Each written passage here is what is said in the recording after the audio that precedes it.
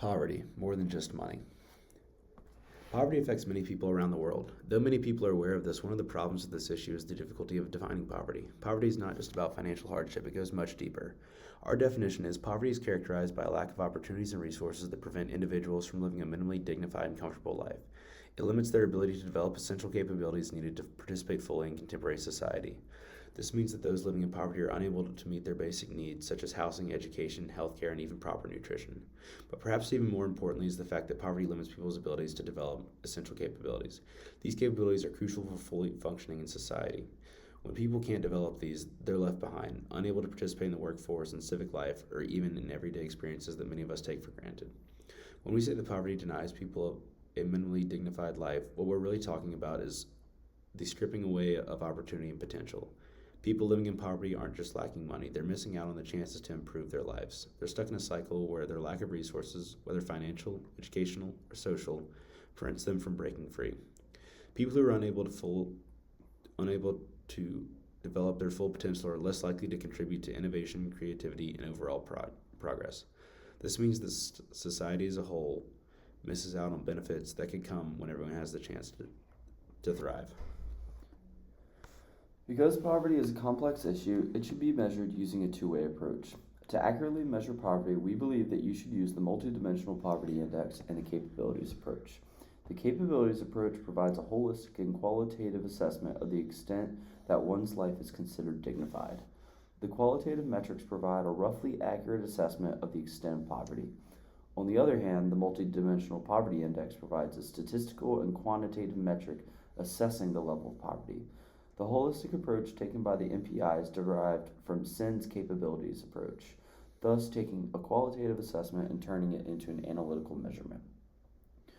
Traditional poverty measures, particularly those used in the U.S., often rely on fixed income levels to determine who falls below the poverty line. While useful for statistical purposes, this approach fails to capture the full extent of human deprivation. A person might earn enough to escape official poverty, but still lack access to basic needs such as education, healthcare, or even clean water. This is where the concept of capabilities becomes essential. Poverty is not merely the absence of wealth, but the inability to achieve the necessary capabilities to function in today's society. These capabilities include physical well-being, educational opportunities, and freedom from social and economic vulnerabilities. To address the complexity of poverty, the Multidimensional Poverty Index was developed. The MPI goes beyond income to assess a range of structural factors that contribute to an individual's ability to live a dignified life.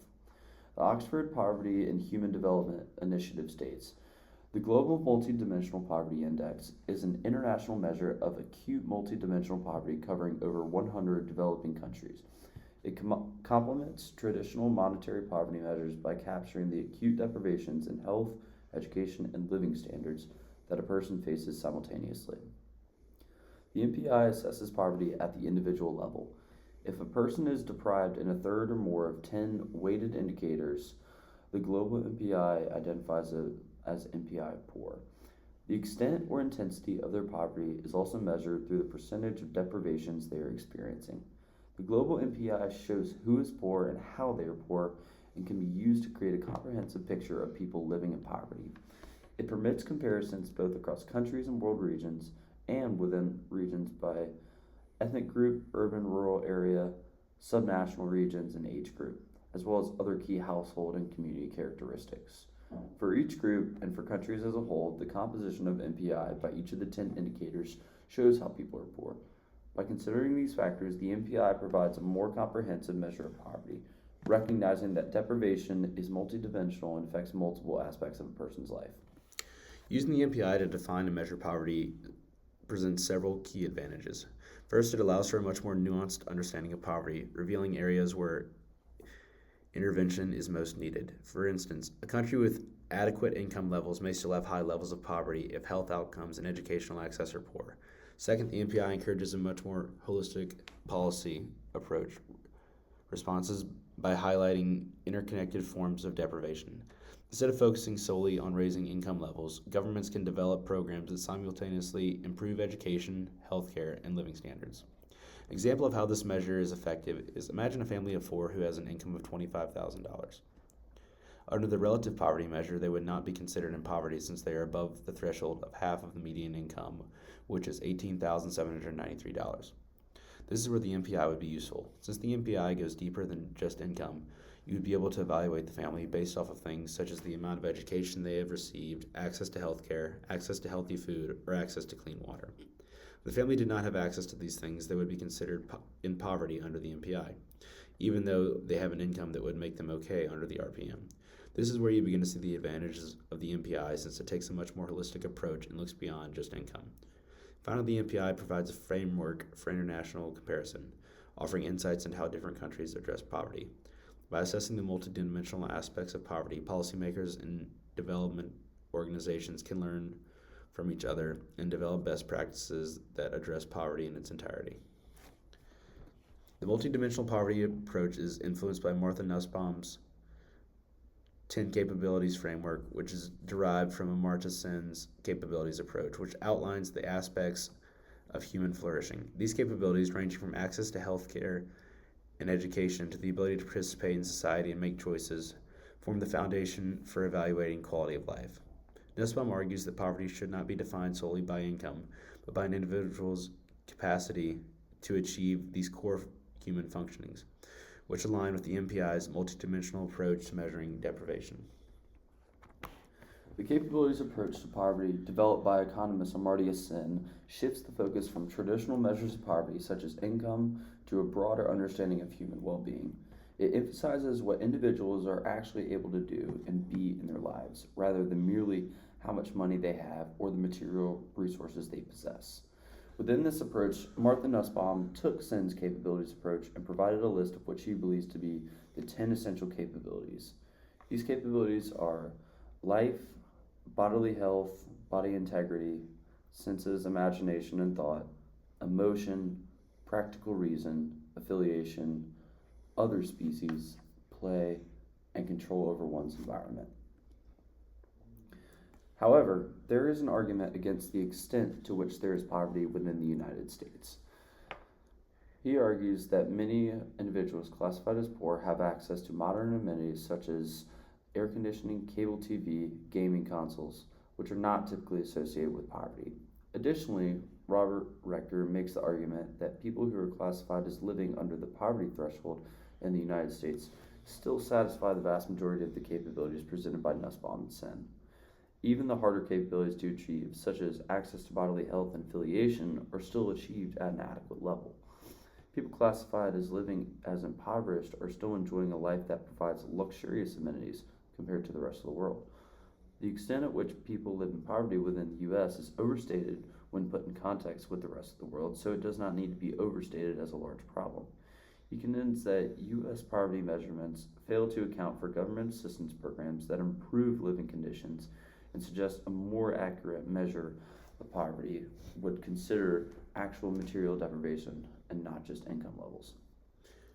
Rector's argument, which suggests that a mere possession of amenities equates to living a luxurious life, overlooks several critical aspects of what it truly means to thrive in today's world. While amenities such as refrigerators, microwaves, or even televisions might have been considered luxuries decades ago, they no longer hold the same significance today. These items, while useful, are not what define luxury in the current socioeconomic landscape. Instead, they have become essential tools for basic survival and functioning within modern society. Rector's suggestion that these amenities lift people out of poverty fails to recognize the complex, multidimensional nature of poverty itself. Possessing items like a refrigerator or television does not automatically provide individuals with the critical opportunities and resources they need to break the cycle of poverty. This is where we look back to the example of the family of four and use the MPI. This family can have a TV, cell phone, computer, or other similar items that Rector would count as amenities, but they may not have access to education or health care.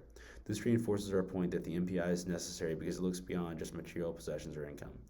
In reality, poverty is not merely the absence of material goods, but rather the deprivation of these essential capabilities required to lead a meaningful and productive life. In fact, as the world has progressed, so too is the minimal standard for living a dignified life. Take the example of cell phones and access to internet, which are now necessities rather than luxuries. In today's hyper-connected world, the ability to access information, apply for jobs, manage finances, and communicate with healthcare providers relies on having reliable access to the internet. The internet serves as a gateway to many of the resources and services that were once only available to a person, such as telemedicine, virtual education, and online banking. Without a cell phone or internet access, individuals are cut off from critical services that are now integral to basic participation in society. For example, applying for jobs. Even for entry level positions, they almost always require access to the internet. Many employers now expect job applications, interviews, and communications to take place online.